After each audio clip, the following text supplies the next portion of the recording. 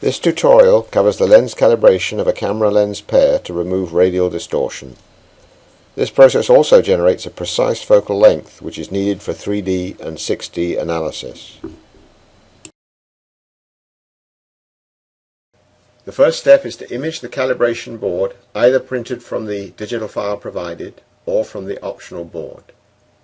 You need at least 6 images from different angles, either in stills or a movie, preferably a movie so that you only need to track once.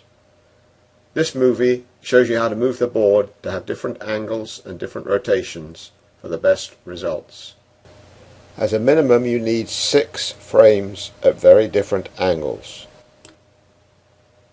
Once that is done, you can go into the program, pick up your calibration board sequence, bypass the camera setup dialog, and bring in the calibration board images you've generated.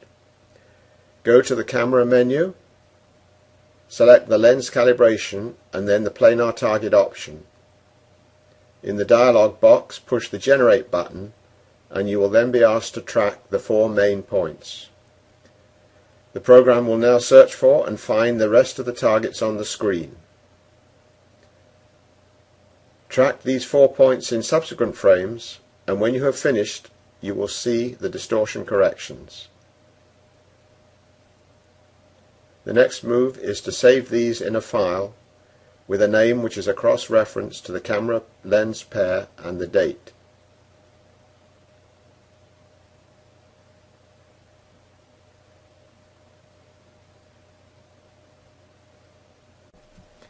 Now, going back to a tracking session, we can right-click on the image to access the camera view properties, select the Camera Properties tab, and import the calibration file you created, an XML file. From here on, any radial distortion will be removed before presenting the tracked results for that camera lens pair.